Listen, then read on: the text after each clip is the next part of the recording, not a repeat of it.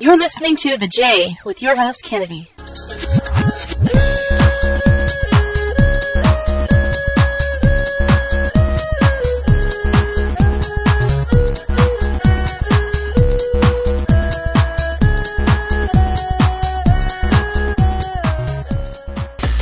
Yo, what's up, everyone? You are listening to The J, and I am your host, Kennedy, and this is episode 505. Today is August 12th. It is hot, hot, hot out there. Hope everyone is doing well today.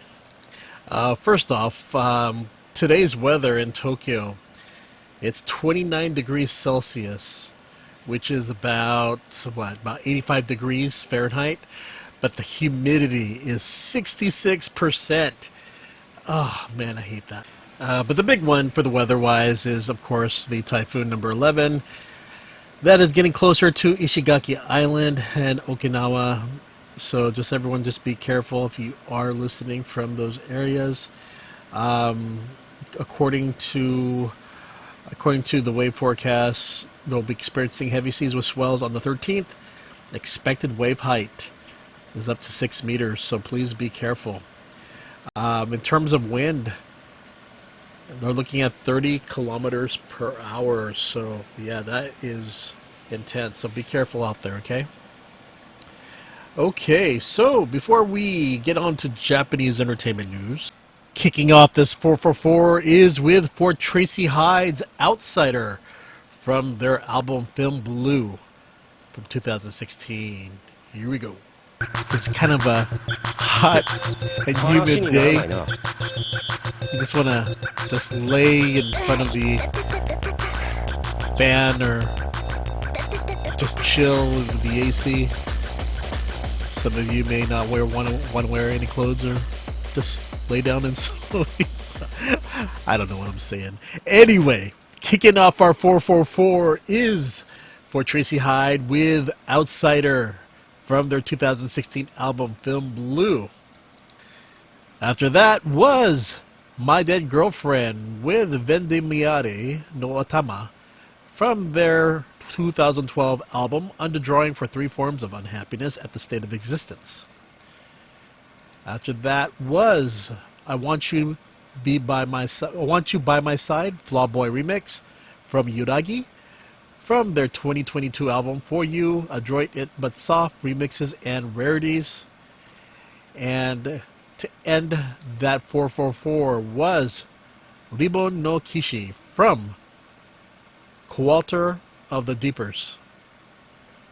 And that is from their album Yukari Telepath from 2007. Okay, we're going to go ahead and take a break, and when we come back, we'll talk about Japanese entertainment news. Back to JN Radio with your host, Kennedy. It's a beautiful wave. Okay, let's go ahead and see what's going on in the world of Japanese entertainment news. So, former Morning Musume and Minimoni member Tsuji Nozomi gave birth to her 5th child and announced that she was discharged from the hospital. Former Morning Musume member Tsuji Nozomi, who recently gave birth to her 5th child, a daughter, updated her social media account on the 12th to announce her discharge from the hospital. On the 9th, Tsuji posted on Instagram, surrounded by her husband, actor Sugiura Taiyo. For those of you who are Ultraman Cosmos fan, that is Sugiura. And their 4 children, holding her newborn child and writing, I safely gave birth to my 5th child. On August 8th, 2025, both mother and child are healthy. That same day, she posted a photo of herself and Sugiura holding their daughter, writing, I was safely discharged from the hospital. This birth was truly the happiest one yet, and I owe it all to the wonderful maternity hospital and the doctors and the midwives who made such a wonderful birth. They even took some baby photos at the end, and the food was delicious. Thank you so much for all your help from before the birth until I was discharged from the hospital. She wrote alongside with baby photos and photos of a lavish meal. From today, we begin life as a family of 7 in the Sugiura household, she wrote. The post received over 130,000 likes in just over an hour after it was updated. Suji married Sugiura in 2007. In November of the same year, she gave birth to her eldest daughter, Noah, who's super popular right now as a Instagram influencer, and my gosh, she's become a trendsetter. In December 2010, their eldest son, Seiya, was born, followed by their second son, Sora, in March 2013, and their son, Koa, in December 2018. In March of this year, she announced she was pregnant with her fifth child. And yeah, congratulations to the family. The Sugiura family, they've been popular on YouTube and on blogging.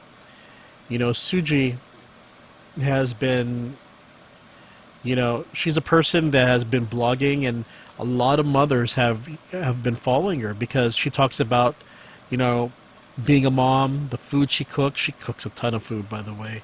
I've been following her blog for a very long time, and if there's one thing that is good to see is a family unit that has been staying together, that's so strong, and their whole life revolves around their family. And since both of them have, well, they're still involved in the entertainment field, and they still have their YouTube channel, but they're not as involved as they used to be.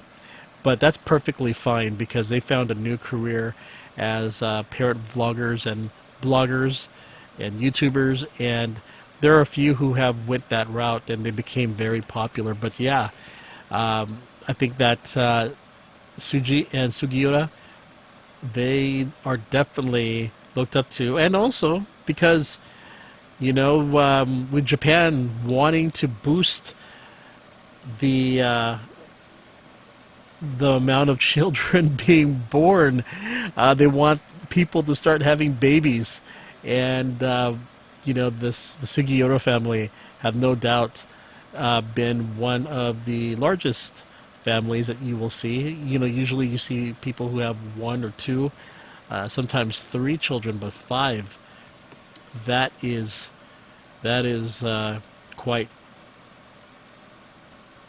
difficult, challenging, but also for a family like theirs, I'm sure it's an incredible time and amazing, because she and Sugiura are both those type of parents that they talk about their family and they want to grow their family, and they have. So whether or not there will be a number 6, that remains to be seen. But considering that she's 38, I don't know.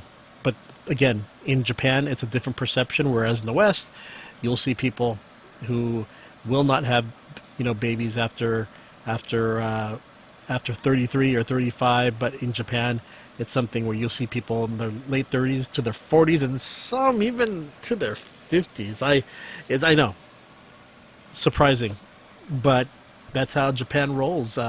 It's you know, with a lot of celebrities posting their and they also have one thing, you know, with focus on maternity hospitals. That's whereas in the West, such as the United States, you know, you have your baby, your pregnancy wing, right, of a hospital. But the thing is that it's a whole different perspective than what they do. And as you can see, she's very thankful for their care, and especially the food. Yeah, totally different. But yeah, congratulations to the family. I'm sure that we're going to see a lot on their YouTube page, and definitely check her Instagram out. I have the link right there. So yeah, check that out. And yeah, awesome. Next news is the well, it's been news for weeks, and we know that Demon Slayer Kimetsu no Yaiba, I think the title in the West is called Kimetsu no Yaiba, the movie Infinity Castle, right? I think that's what it's titled in the West, or direct translation, Demon Slayer Kimetsu no Yaiba, the movie Mugen Castle Arc Chapter 1, Akaza Returns. So this one was released back on July 18th, and since the 25 days after its release, It has attracted over 15,698,202 viewers and grossed over, what is this, 22 billion? Currently, it ranks 6th on the domestic box office ranking, surpassing the box office gross of the movie One Piece film Red, released back in 2022, which grossed about 20.34 billion. So that is amazing right there. Kimetsu no Yaiba, the movie Mugen Castle arc, or you know what? I'll just say it by the English title, since most of you are familiar with that. The Infinity Castle. This one has grossed 5.52 billion in the 3 days since it was released, breaking 3-day records in the history of Japanese film releases. Opening day gross, first day gross, and single day gross, according to Kogyo Sushinsha. Furthermore, the film surpassed 10 billion yen in box office revenue within 8 days of its release, breaking the record for the fastest Japanese film to reach 10 billion yen and maintaining a pace that surpasses the all-time highest box office revenue in Japan, which was the first Demon Slayer film, which was Mugen Train. That one was, that surpassed 40.43 billion yen at the time. So, yeah, this is awesome news. It's, you know, this anime series was definitely a social phenomenon, and the manga sold over 220 million copies worldwide. And the TV anime of the Tanjiro Kamado Resolve arc, that aired from April to September 2019, which generated a lot of buzz. And the movie, of course, which was released in October 2020. So yeah, that is awesome. In other news, Islet, the K-pop, well, the hybrid, I guess you could say, with Japanese and you have your Japanese members of Iroha and Mocha, and then the Korean members of Yuna, Minju, and Wonhee. Very popular group. I absolutely love their music. Definitely check out their feature on Sports Hochi convenience store print. There's going to be a special newspaper print that will be released on, well, it was released on August 12th. So this one features a multi-copy featuring large photos unique to sports newspapers. Photos were taken from their first ever fan concert in Japan, 2025 Islet Glitter Day in Japan, held at P Arena MM. There are 7 different versions available, including two group photos and individual photos of each member. So you can definitely find that at Lawson, Family Mart, Poplar, 7-Eleven, Ministop, Daily Yamazaki, Seiko Mart. And for this newspaper, it's about 250 yen. And if you want it, that's if you want on A3 plain paper, but if you want it on A4 glossy paper, it's the same price. So you can definitely find it there. But yeah, this is going to be limited, so definitely, if you're a big Islet fan, definitely check that out. In other news, we have Lena, who will be making her major debut with Sony Music. The digital release of her major debut EP, Blue Age, will be announced on Wednesday, September 17th. And she has also announced that she will be embarking on a nationwide tour starting next March. So, 20-year-old singer-songwriter Lena has announced her major debut EP, Blue Age, which will be released digitally by Sony Music on Wednesday, September 17th. Lena's major debut comes amidst her continued success, having held her solo concert at KT Zep Yokohama back in March and immediately selling out her solo concert in Korea. Her April release, Medicine, has been viewed approximately 200 million times on TikTok, and in June she was selected as a theme song for Calorie Mate's web commercial. Blue Age, which will be released on Wednesday, September 17th, will include a total of 4 songs, including the new song 1 Week, released today. Details will be released at a later date. So I think that's pretty awesome. This nationwide tour will be called Lena Live Tour 2026 Jellyfish, the tour will be located in Tokyo, Nagoya, Osaka, and Fukuoka. And that's through March of next year. Advance tickets for fans will start today at 6 p.m. So if you're interested, definitely check that one out. Lena's new song, 1 Week, is available for download. And it's a song that feels like an outfit made of 7 days of emotions and is filled with hopes and aspirations to never give up on the hope of finding happiness. So, again, the tour, March 26th at Fukuoka Drum Logos, March 28th at Aichi Nagoya Club Quattro, April 16th, 2026, Zep Diver City, Tokyo, April 19th at Namba Hatch, Osaka.